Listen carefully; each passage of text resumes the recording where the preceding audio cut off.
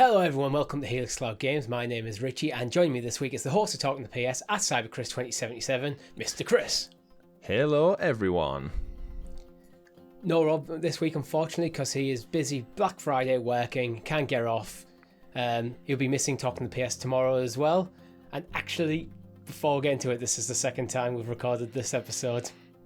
I'm glad you're willing to admit that front and centre. Should we talk people through our weekend of recordings, Richie? So we've had a busy weekend. Traditionally, we get together, you, me, and Rob, and we record the shows back to back, and then we split them up, edit them, publish them, schedule them, all that jazz. Do the thumbnails, as many of our viewers and listeners know. So this week, like no other, we were a little bit busy. It's Black Friday. Rob's got some business to attend to, so he's not actually on any of the shows. I actually think on Talking the PS, I did say he would be on the show because he was originally planned. Yeah. But then life got in the way. So you and me got together. I was busy this afternoon, Sunday time of recording.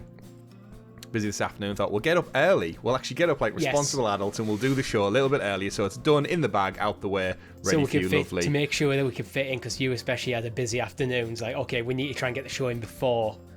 Indeed. Yeah. We recorded the whole show, 1 hour 10 minutes, as per standard. Lovely. Went about our business. I went off about my day, and Richie texted me about 2.5 hours later, I would say. And what happened, Richie? It might not have even been that, but honestly, I think it was probably less than an hour. So for some, I don't know how, but my audio. So for those who knew, we record our audio separate, individually, but we also have like the Discord call recording. So technically, we have at least two instances of each of our audio to work with. One mixed as the whole conversation, one like individual. So my individual audio was corrupted. I don't know how it happened. The file's just completely broken. Everything was fine. It went until I hit export and program crashed. Not retrievable, but it's like, okay, I should have a backup. And then my backup was also broken. It was just, I don't know why, because I've used it loads of times. It just, every other second for my audio just cut out across the entire hour recording. So it shit the bed. Your computer shit the bed on this one. Yes. In some way, shape, or form. So we're back for episode 5.5, I guess, take 2 of this week's show. We're that dedicated. And as you said before we went live for this show, that in the history of this channel, we've not missed a publication of our content on the scheduled date, time that it's supposed to on our podcast.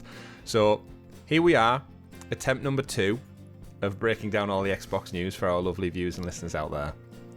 And it's a little bit later in the day. We woke up a little bit more. So if some of the stories sound like we've talked about them before, or we don't seem as enthusiastic, it's because literally an hour or so of our day has been lost to corrupt file work. But we're here, Richie. We're back. We got it together. Let's bring the Xbox news.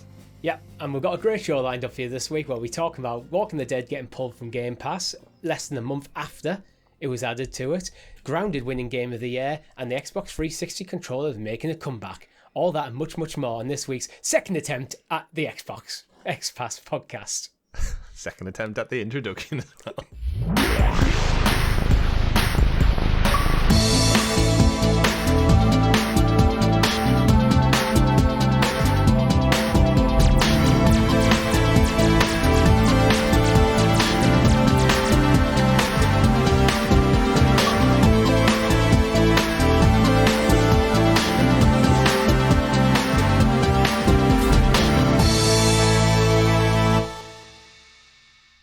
Before we get into it, make sure if you haven't already, like the channel, subscribe to the channel, like the video rather, and podcast feeds, like notifications well. On. You know what to do.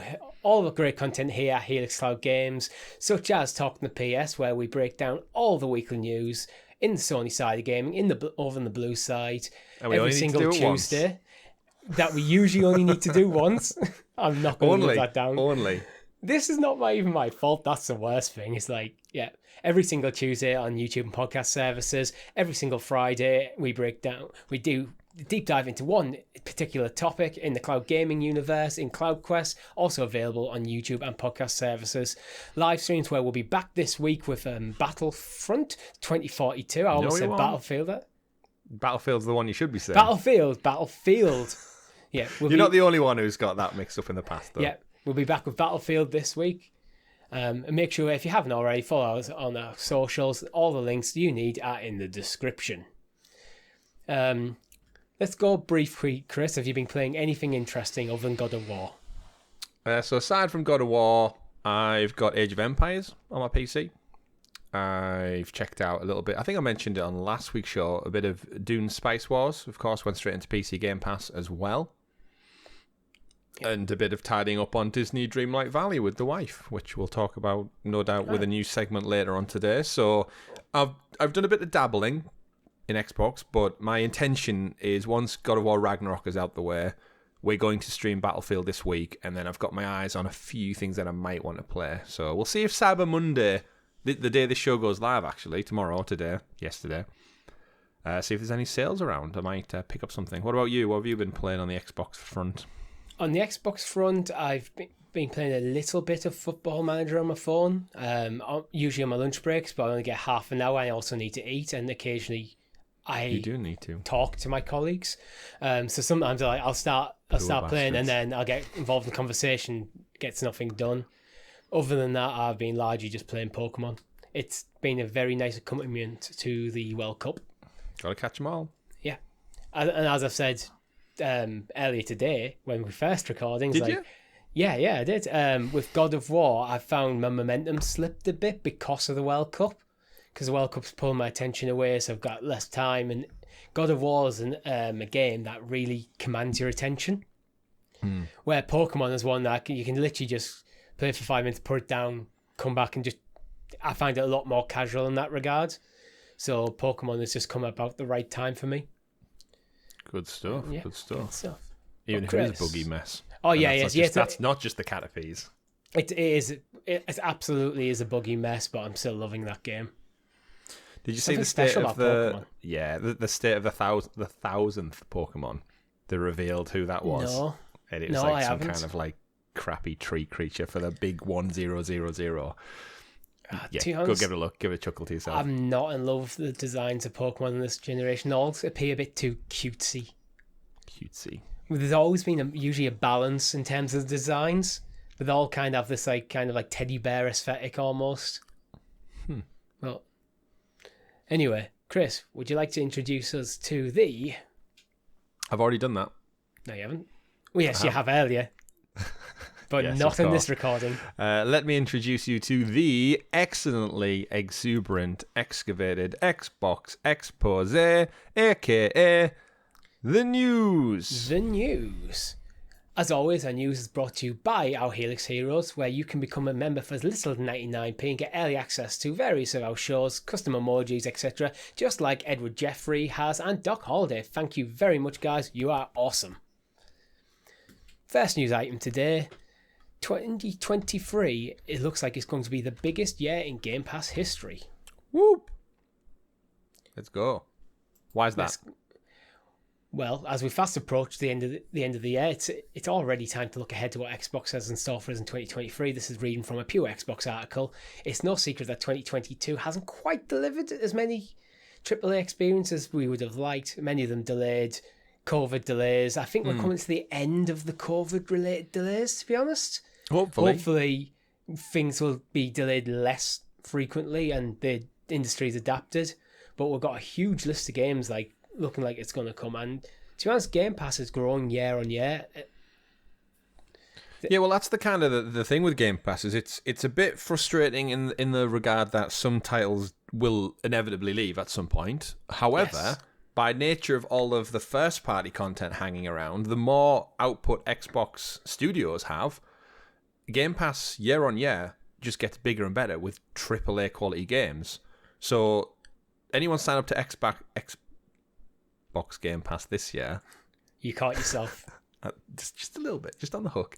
We'll have access to Halo Infinite and Grounded now and Forza and all those other amazing titles that they didn't have this time last year, and that will just get bigger and bigger and bigger. And this year would have had Starfield and Redfall. They've been pushed back to next year, which is a shame, but again, just if the game's not ready, we'd rather you didn't put it out.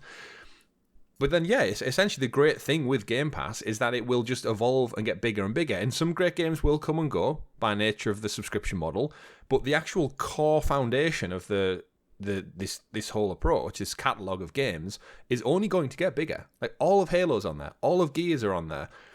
Some fantastic indie titles are on there, and it's only going to get bigger. So it's no surprise that next year will end up being the biggest yet.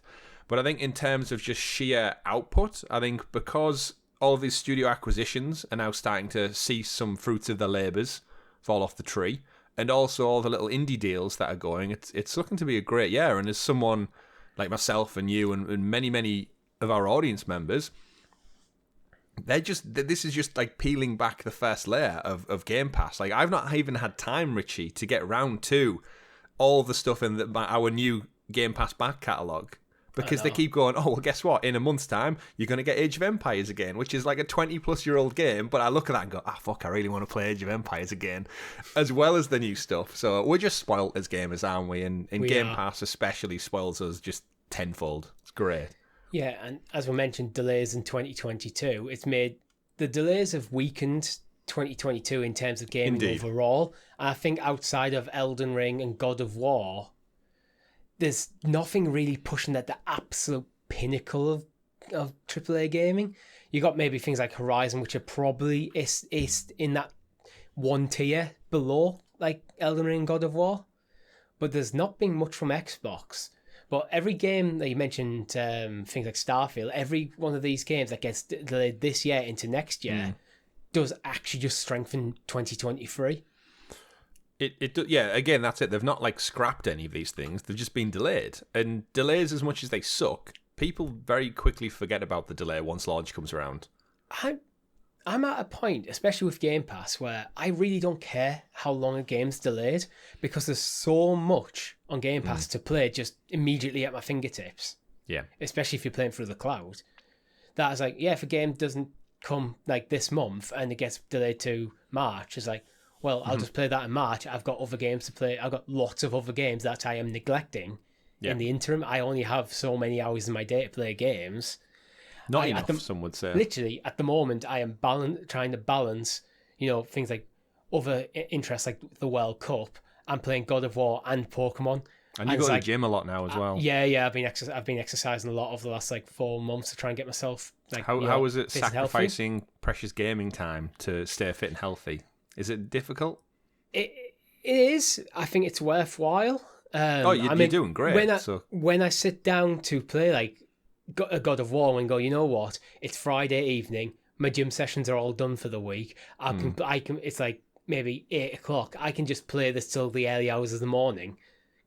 I'm single as well, so I don't even get in trouble for that shit. It's just I really appreciate that time more than when I just have hundreds of hours in a week to play.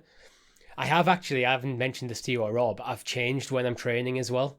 So I'm now training where most of my training was focused on Friday, Saturday, Sunday. Then I play footy with you on the Monday, and then I was going for one midweek run.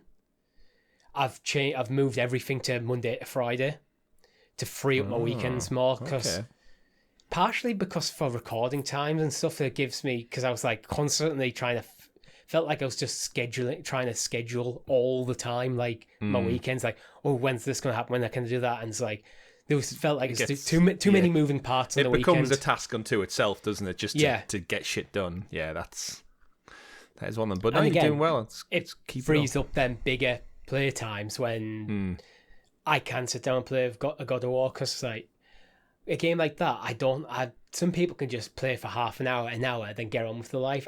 That's the sort of game where I probably need to look at I need at least 2-3 hours.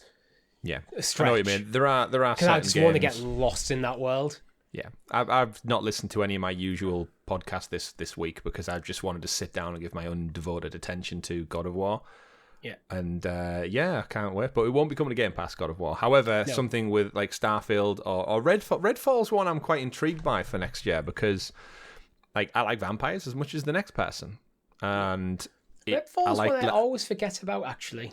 Yeah, it is kind of one. I think it's going to be a sleeper game that comes out because it is one of the AAA big ones. It's from Bethesda and Arcane.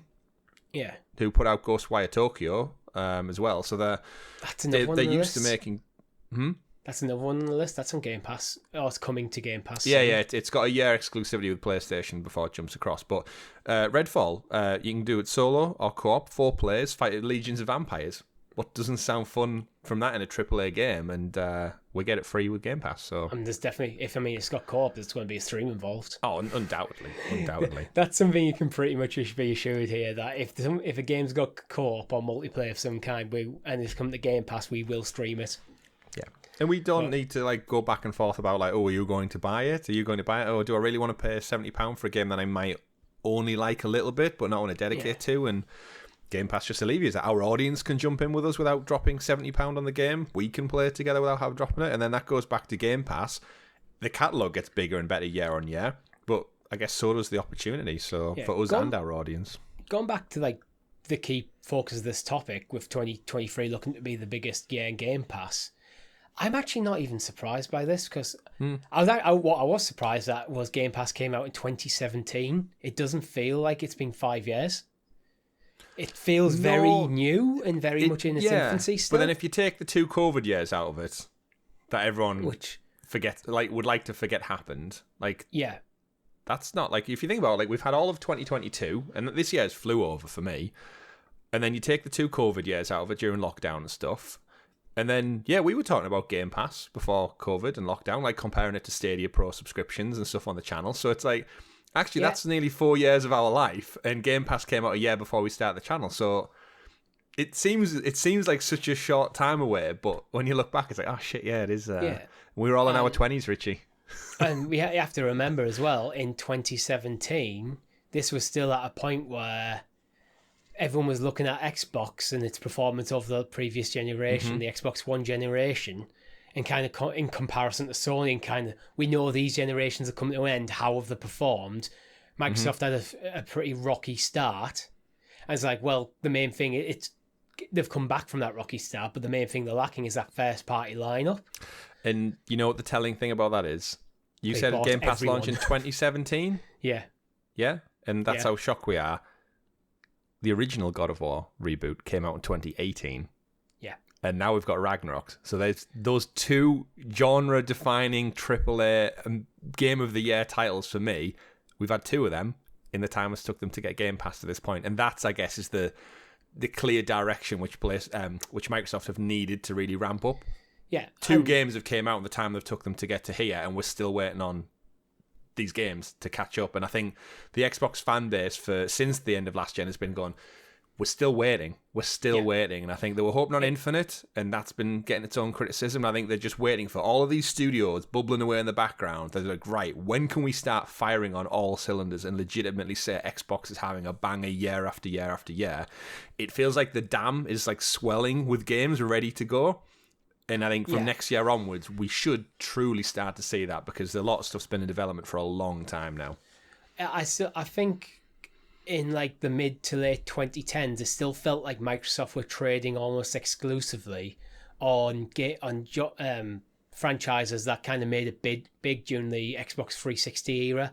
Your Halos, your Gears, your Forzas, and it's like, well, they hadn't felt like they'd added to that catalogue, where Sony's like, God of War is a long-standing franchise, but they basically reinvented it. They brought out new IP like Horizon. They basically reinvented like how a Spider-Man game should feel, and all in this time. And this is all during the PS4 era. And then they've got things like Ghost of Tsushima and things of that nature. So Sony were just putting out, there was a good string from about probably 2016 to 2019 where Sony just seemed to bring out banger game after banger game, multiple like top tier first party titles, and Microsoft has gone like, oh. There's about, I'd say, 2 solid ones a year, if that. But it's not a surprise why Microsoft started buying everyone under the sun. But now we're a couple of years away since Microsoft started buying everyone. These developers that Microsoft bought are now starting to put out the games. Well, that's it. It's like the well-revered... If we look back at the last 12 months, you had, like, Deathloop was made by a now Microsoft studio, but it was exclusive to PlayStation. So they filled that gap between their own games with great hits like that. And then we had Ghostwire Tokyo, also made by Bethesda Studios. So it's like, it is just the big irony of it, is that some of the best games in the last 12 months to come to PlayStation were made by Microsoft Studios. And that's where they've turned the screw. But in the next half a decade going forward, we should start to see the fruits of that change. And I think next year, with Starfield being obviously the big AAA hitter, and then Redfall and whatever supplementary games we're yet to know about. Let's face it, both companies, PlayStation and Xbox, have been very, very quiet on what's around the corner for a lot of big things. I mean, we suspected with PlayStation because they wanted to get God of War out the way first before they go, right, guys, this is what you have to look forward to. Mm-hmm. And for good reason. But I think with Microsoft as well, it's not just first party, it's strategic partnerships. Yeah. We've got the Persona games coming to Game Pass. And I think, although I have no real interest in playing Persona 5 anytime soon again, because I've already played it through twice and probably put close to 300 hours of my life. You like doing things twice. Yeah. Yeah, today I do. As a JRPG fan, seeing Microsoft, aggressively push to get more JRPGs onto the platform where they've been sorely lacking, it rounds out that library a bit more. Yeah. Anyway, let's move on. So we all both agree that it's not a surprise and it's good to see. Correct. So moving on to the inevitable part of the conversation where we talk about the Activision Blizzard King takeover, because there's always seems to be new news on this every single week. Yeah, there's always little wrinkles that come out of it. Every time there's like a lawyer's document or a case file or a redacted thing pops up, there's little nuggets of information in there which go like, oh, this is how these companies kind of discuss each other and their lay of the land behind the scenes. And it's always nice to see behind the curtain, but at the same time, these story articles about this purchase and acquisition are not going to go away anytime soon. Yeah. So this first bit I want to talk about is Microsoft wants Sony to be more like Nintendo. Mm-hmm. Well, that's quite spinning the story quite a bit there, but basically Microsoft are pointing to Nintendo's success over the decades without Call of Duty as a reason why, if Call of Duty was to go exclusive, Sony should be absolutely fine. What are your thoughts, Chris? I can see where they're coming from, because saying that, Sony are fine without Call of Duty, just like Nintendo have been fine without Call of Duty for years, and they will continue to be for years. I can see why they made the comparison, but at the same time, Nintendo has not relied on Call of Duty at all since the ever. It's never relied on them. It's not really had any distinguishable Call of Duty since, off the top of my head, I think the Wii U probably had some variant of Call of Duty, but it's never been like it's never been like a million unit seller on the Wii U or the Nintendo Wii. Yet for Sony, especially with the marketing deal through the PS4 generation, Call of Duty was like their go-to shooter, like so much so like they don't even bother with Resistance or Killzone anymore. They haven't done for like 10 years nearly. So the premium shooter on Call of Duty on PlayStation is Call of Duty. They even threw Battlefield under the bus this past week, saying that Battlefield does not stack up to Call of Duty in terms of a premium AAA shooter. And if they're willing to do that, I think everyone just knows that Call of Duty makes so much money. Yeah, we should caveat that by this is purely from a business perspective, so it's all about the numbers, how much money it's making, not in terms of the quality of game necessarily. Yeah, purely on a financial gain standpoint, like that's what's going to happen. Yeah, and when it comes to like Nintendo, I think Microsoft are pitching this to regulators and maybe people who are not passionate about the gaming industry, maybe not as invested emotionally or financially in the industry as like the average gamer is. So when they say like, oh, look at Nintendo, this is this hugely successful company in gaming, no one can deny that as a statement. True. Call of Duty is barely a footnote to them. It's like, yes, they may have had a few here and there, but like how many people can actually name what Call of Duties have come to Nintendo platforms? Like, so they've been fine, so Sony will be. But as you mentioned, I think Nintendo have made a brand that kind of doesn't need Call of Duty or anything like that. It's like people buy Switches because how many people, hands up in the comments, how many people buy Switches for Pokemon alone? Yeah. Or maybe a Zelda game here, Mario game there. But to be honest, I don't think I'd buy a Switch if it wasn't for Pokemon. As much as I do like other Nintendo franchises, I think I'd probably go, I can skip these other titles. Yeah, the Switch has always and probably will always be my supplementary console, and that is because I've always grew up with the other ones. But as a big Pokemon fan, I tend to buy it. I have a couple of little other games, but I've bought them on the Switch more for the portability factor than like the actual game itself. Like I've bought multiple games twice just to have that portability factor. But then, you're totally right. There's many people, I'm sure, out there who purely have it for either Mario or Zelda or Pokemon. And likewise, that can be said. I'm sure there's people out there who have Xbox for just Halo and Gears, and PlayStations for Uncharted and The Last of Us and God of War and Spider-Man and But I think them titles are to a low extent, where you look at something like Call of Duty, I put it in the category alongside, say, the likes of FIFA and Madden, where people will buy a console every generation just to play that games from that franchise, and are not that interested in much else outside of it. Like we literally know people who own consoles just for FIFA, and that's it. Yeah, they might pick up with the odd other game here and there, but if it wasn't for FIFA, they probably wouldn't even bother. Yeah, and Call of Duty is one of them where Nintendo aren't dependent on this, but Sony are. How many PlayStations are out there in the wild that people have bought because they want to play Call of Duty with their friends, and their friends have PlayStations, therefore they've got a PlayStation. Yeah, again, I think that's the big takeaway. Is from that standpoint, even though on paper it's all money, I'm sure Microsoft make plenty of money off Call of Duty as well. And side by side, there might not even be that much distinguishing difference. But having one of them solely in one camp, that's essentially saying you take all the money that Sony make from it, and it just gets switched over to all of it 100% Xbox.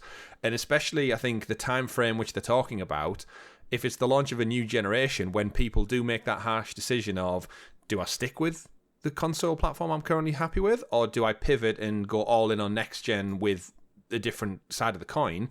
Because it's weird that this is kind of the only industry where every generation you totally are in or out on a different platform. Like, you don't do it with phones. You don't, like, when you do your upgrade, you don't go, right, I'm totally in or out. I know some people change, but it's very rarely you ditch one ecosystem completely for a different one from a different company.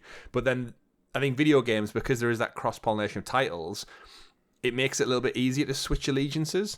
And then, especially now we're getting more things like cross-play and cross-progression. Yeah, it's not as harsh as it used to be. But then when it comes to exclusives, that is a big seller. The reason PlayStation commits so much to their own studios, and now Microsoft seemingly are committing so much to their own studios, is because if you have those games that can only be played in one place, it pulls people over. It gauges it. It brings in interest for an IP that you cannot get anywhere else in the world.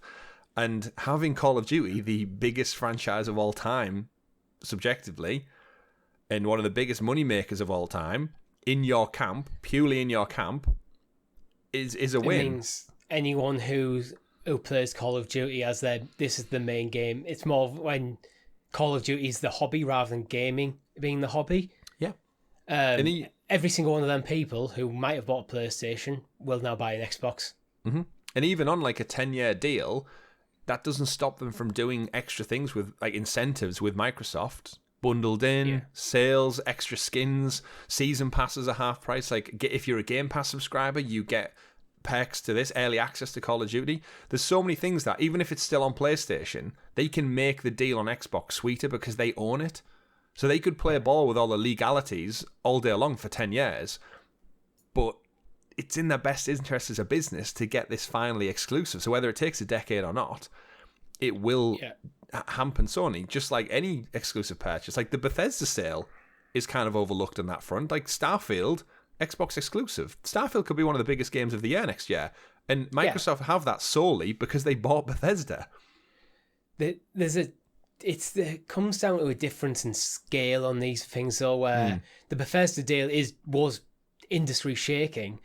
The Call of Duty, Sony are pushing so hard against this because they'll look at it and go, without Call of Duty, that will significantly impact our share price. Where, to be fair, for Bethesda, you get an Elder Scrolls game, a Fallout game, maybe once a generation, And beyond that, there's some other interesting stuff, but they're not hitting the same sort of numbers of Fallout and Elder Scrolls.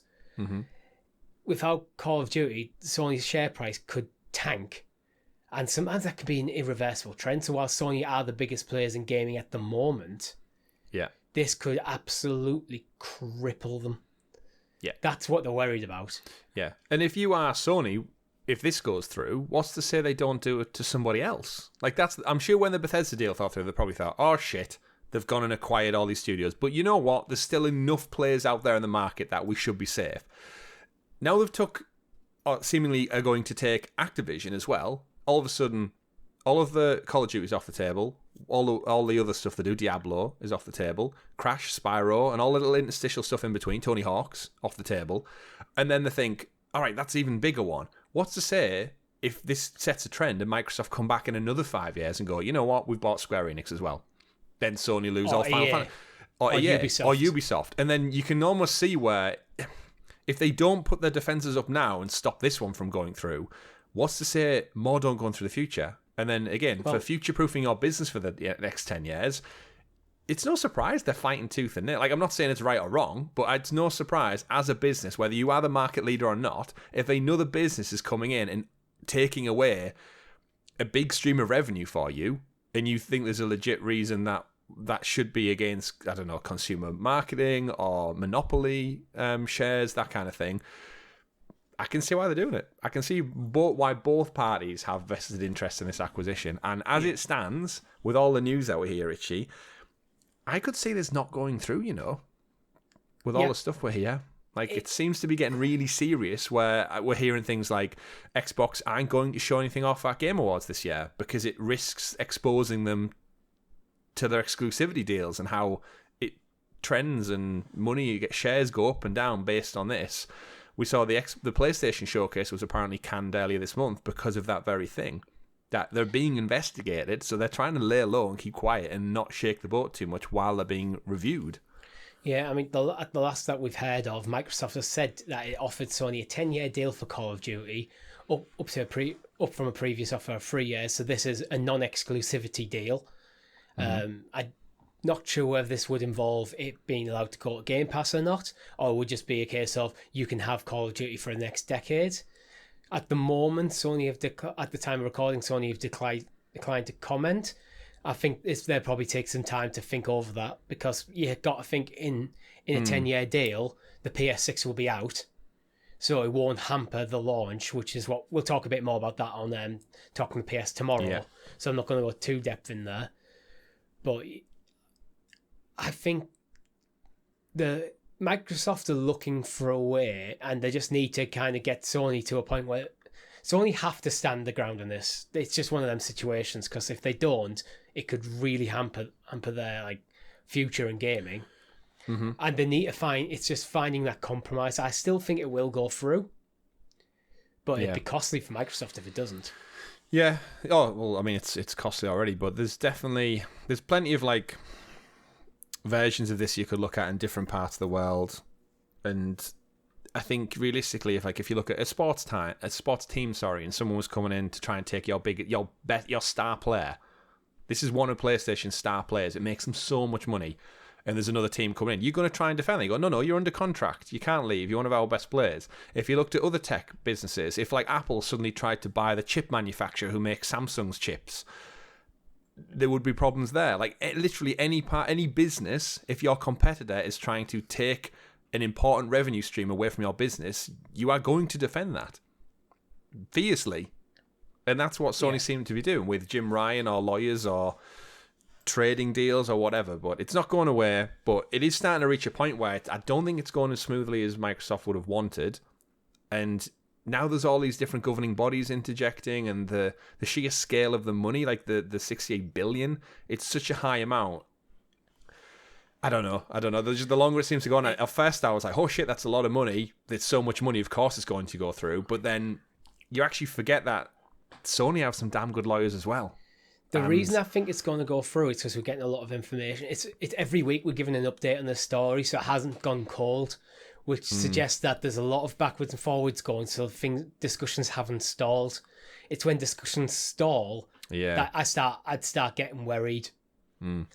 But even then, we've seen like the stance on it from Xbox's side of view seemingly lighten. It was like a 3-year deal, now it's a 10-year deal, and now Phil Spencer's going out there on podcasts saying that as long as there's a PlayStation to ship to, we'll see Call of Duty on there. And it is kind of interesting how it's gone back and forth, but I guess that's what happens when you live in a world where there's so much money on the table. There's a lot of manoeuvring from both sides, while the international regulators from various countries are looking and trying to debate what's going on and is this fine, is it not? And well, yeah, when your business is on a global scale, you can't just appeal to US lawyers and markets and court. You've got to appeal to everywhere you trade in, and one deal that might work somewhere in the world. Call of Duty is just as big in Europe as it is the United States and the rest of the world. Like, you've got to tick all them boxes before it goes through. Yeah, this is the thing. This is what makes it one of the things that makes it complicated. Is gaming is a truly global industry, so different countries across the world will have a say. It's like if the EU turns around and go, nah, you're not having it, then it doesn't go through. Same if the US do. If the US go, no, you can't have it, and the EU are like, fine, it still doesn't go through.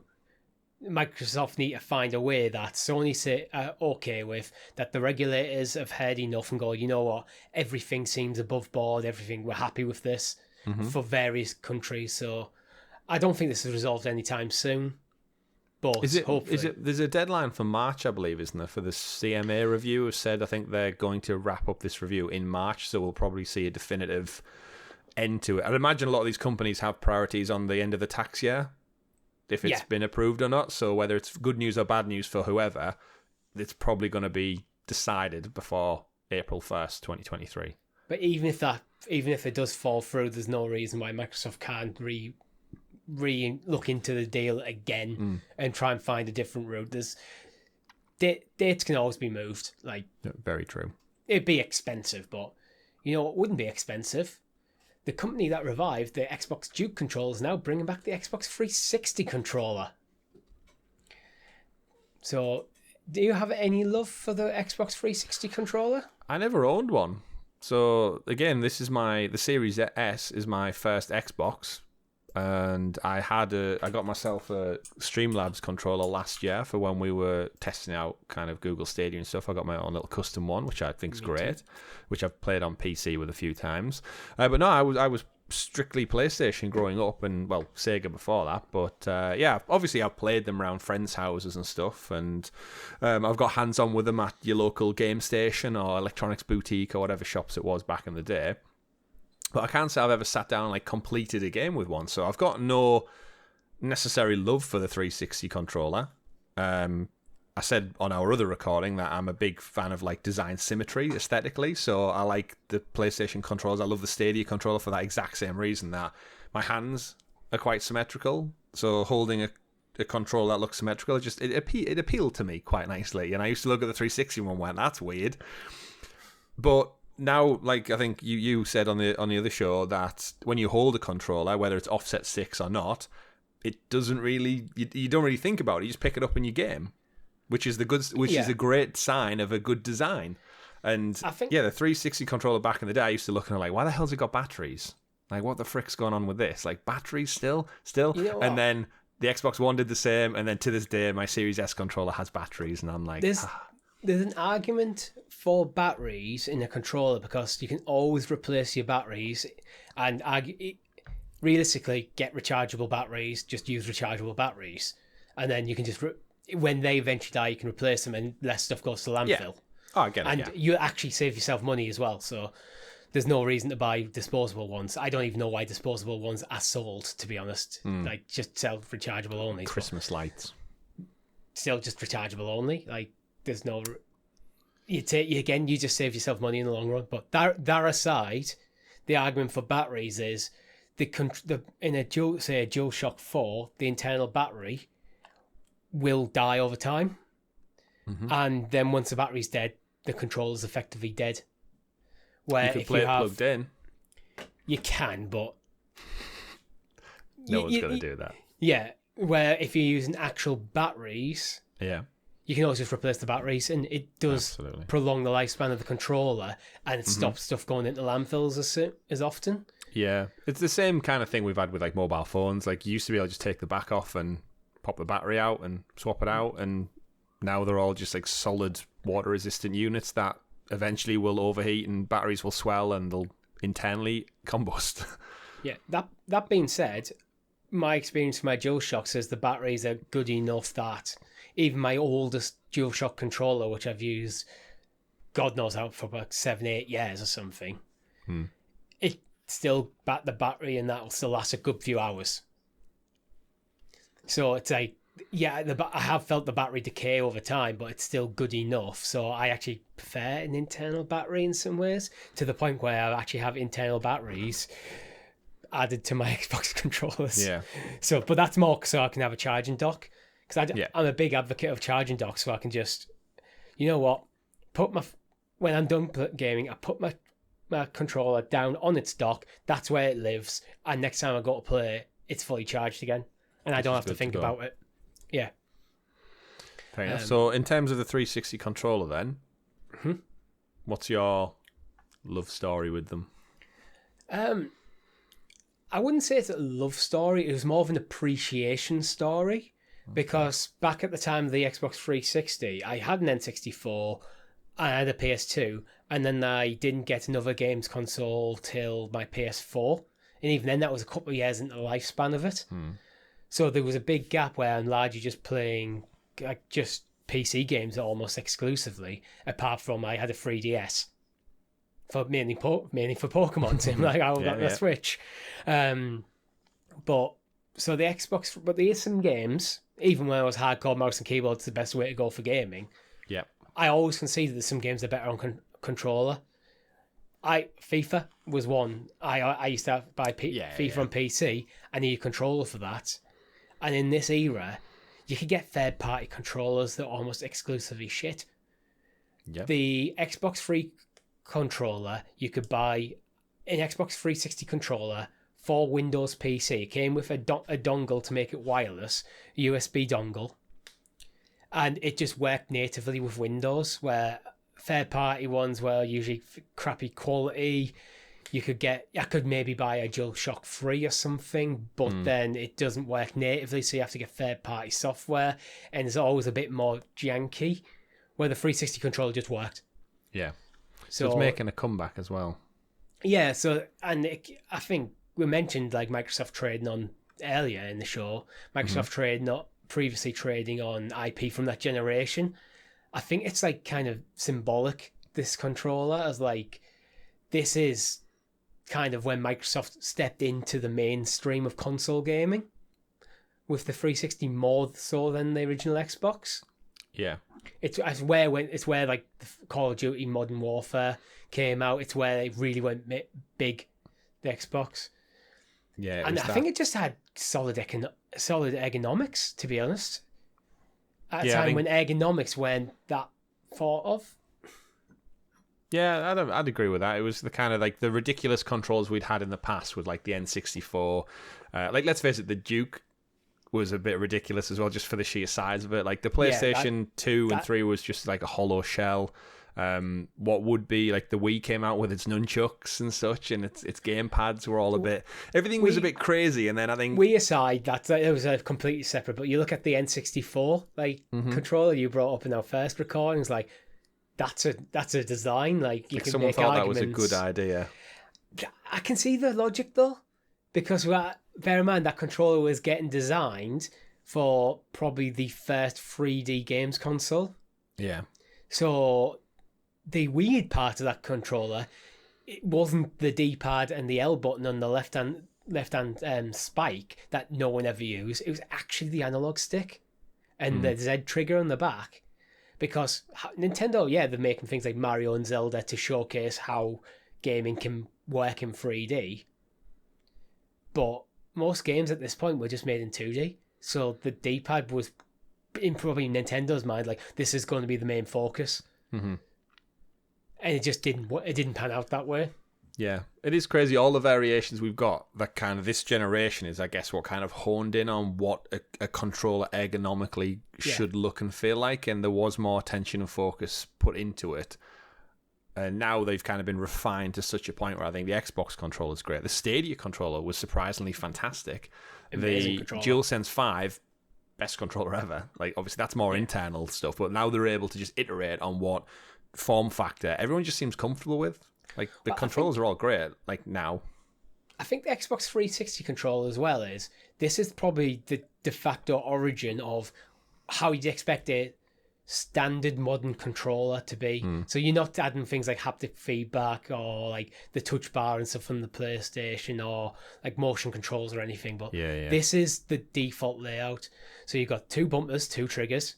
Bear in mind the old PlayStation controllers at the time, they had L1 and L2, but they were just buttons.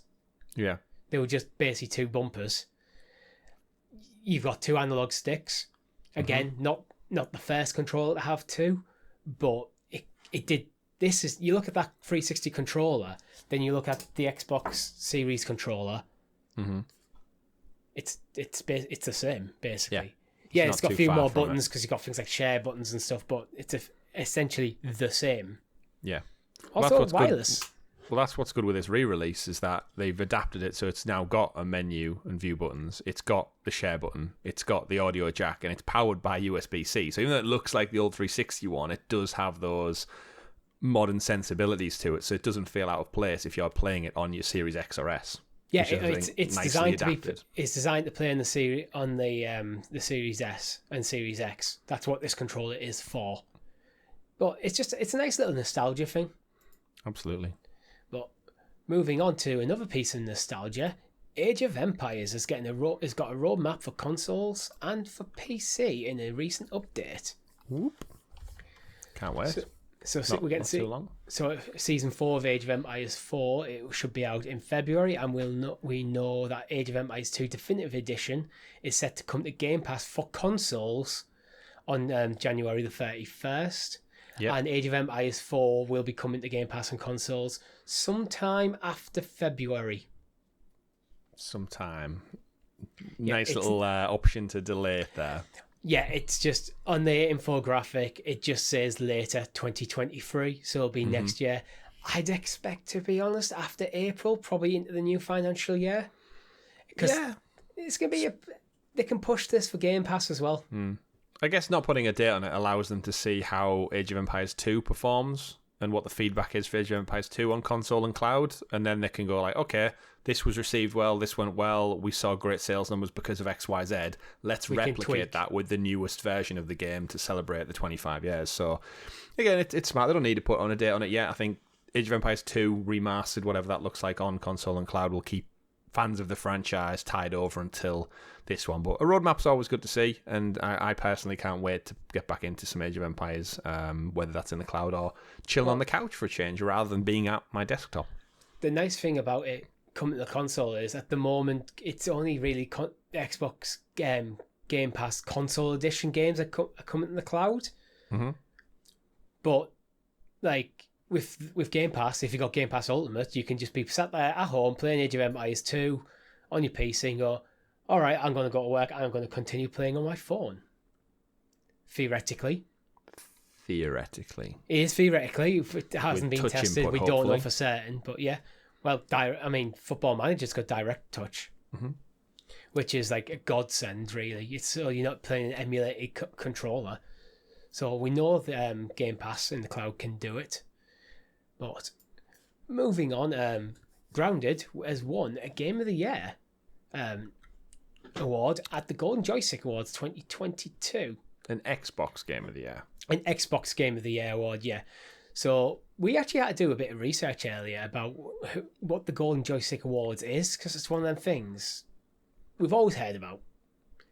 But we didn't know who started it. Chris, would you like to tell people what's a bit about the Golden Joystick Awards? I still don't think we really know.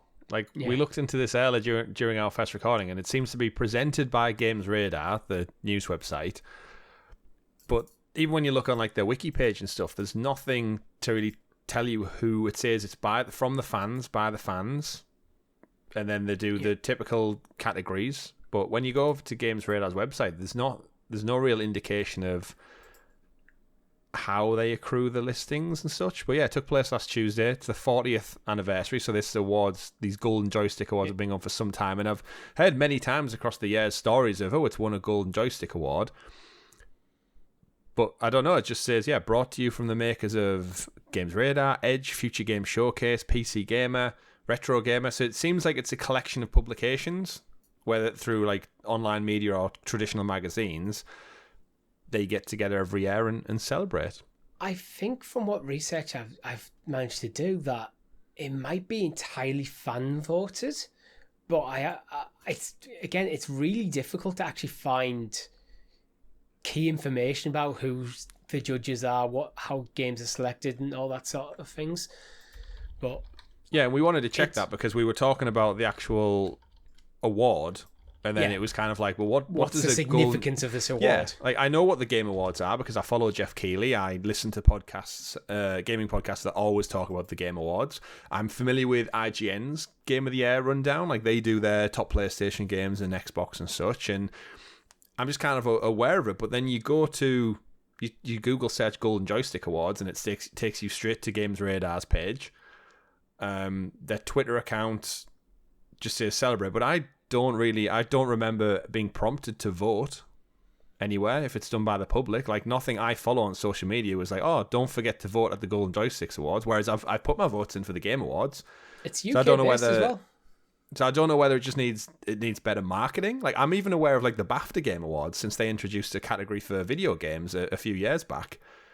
So there's plenty of winners within here. All worthy, no doubt. But I don't remember anything even popping up to say that these broadcast, or is it just put out as a blog?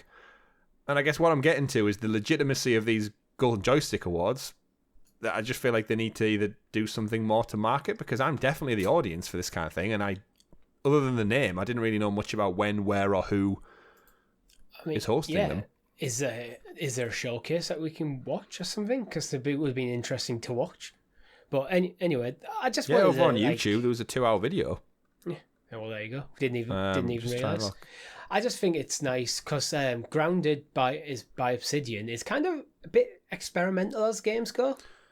It's not like standard Obsidian title. It's kind of unique in its own way. Mm-hmm. It's very charming. So it's nice. It's nice that when things that are a bit more experimental do get the recognition. I know for the PlayStation side, Stray got it.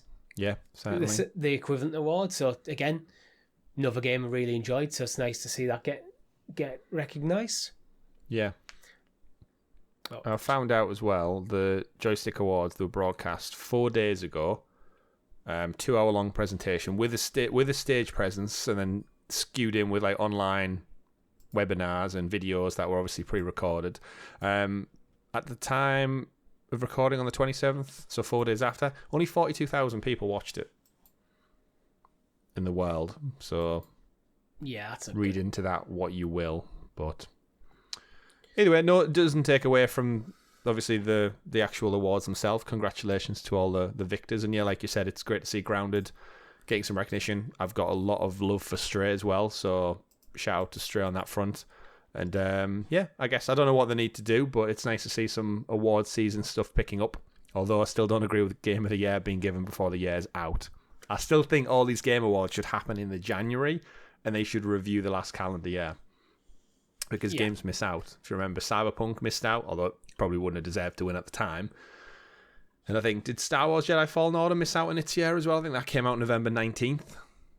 In 2019, if I'm not mistaken, and I think that missed out by like a week for loads of nomination options, and then because of recency bias, it loses out the following year because it's been out for 13 months. So, yeah, I would probably say if I was Jeff Keighley, I'd probably put it maybe end of January, start of February. So games released in December have a good chance to like stake the claim for the game, the best game in that calendar year. But it's kind of arbitrary anyway. As long as he goes, right, these are the dates you have to have released between these dates. And as long as it's clear, it's not the end of the world. But what isn't clear is the reason why 2 Walking Dead games have been pulled from PC Game Pass. Oh, yeah, we spoke about these a few weeks ago. Only arrived the 1st of November, so they've not even been available to play a whole year. I checked out the Final Frontier, and I haven't gone back to it since I first I've only put like an hour or so into it.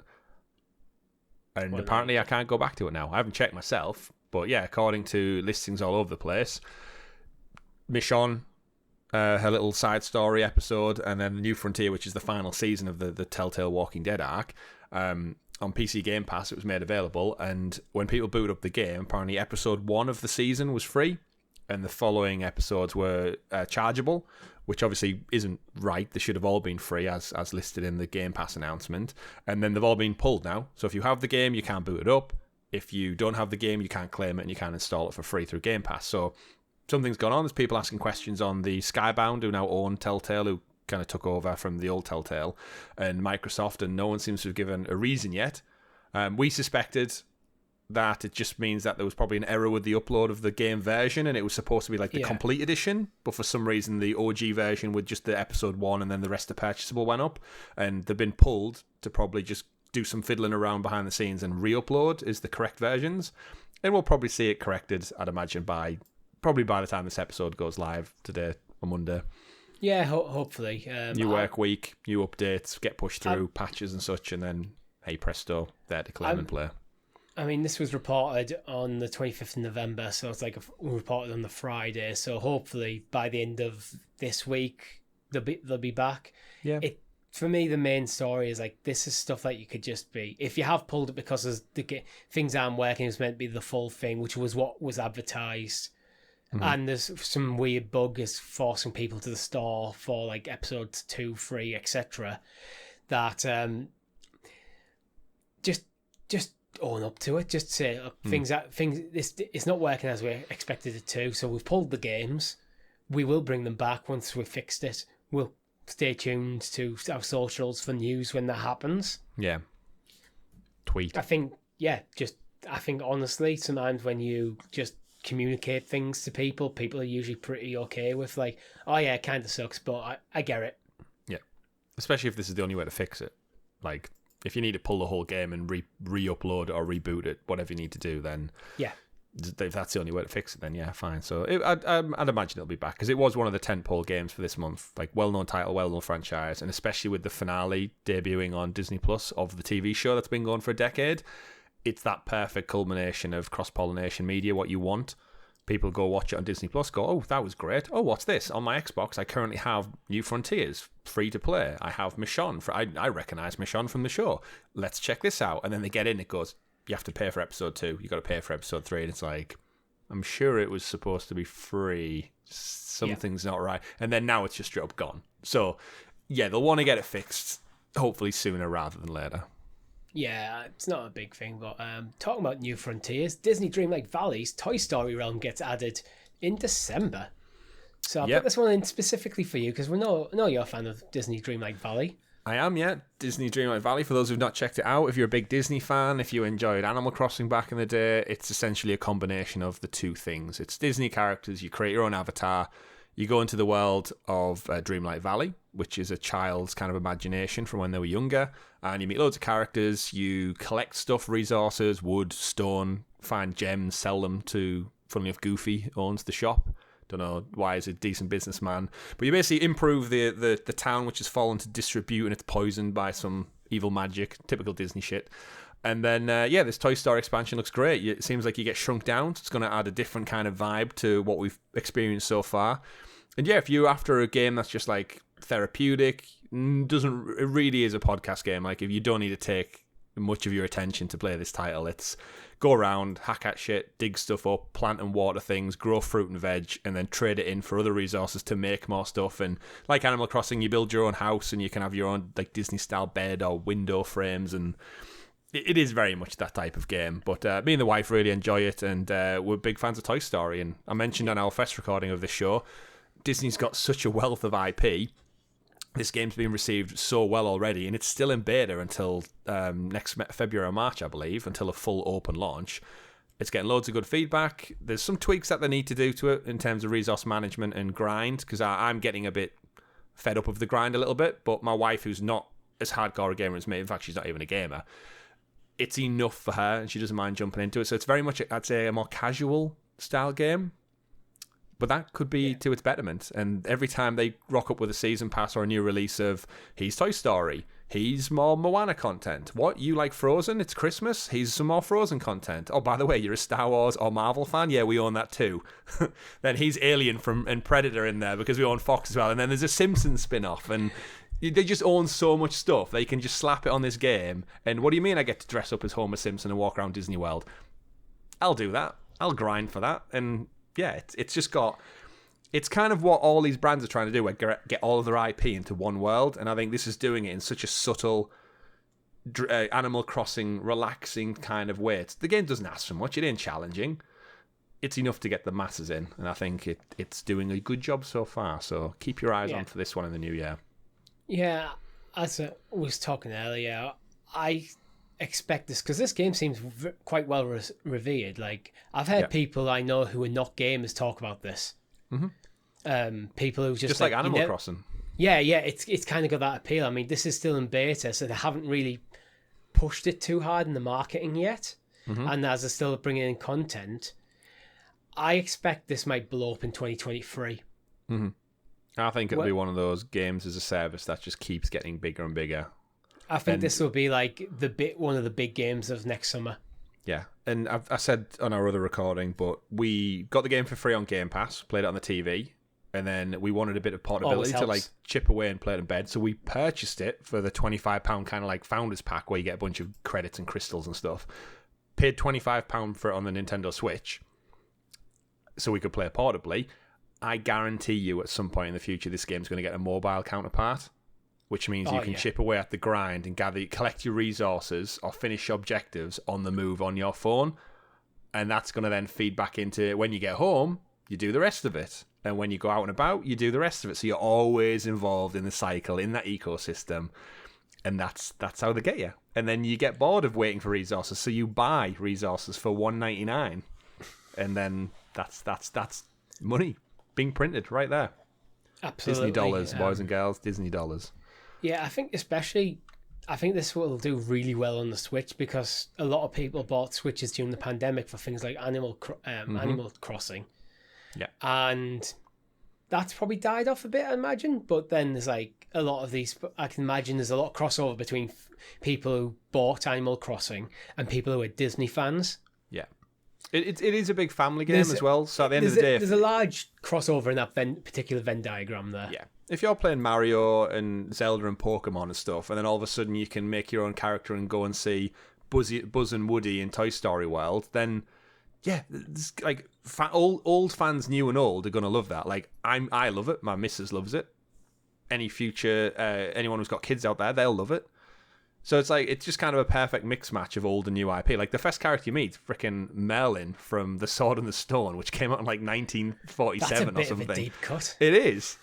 And he looks like him. He makes some little noises and he gives you the mission and tells you what's wrong. And then you go on. I think last week we met Scar from The Lion King because he was in some content.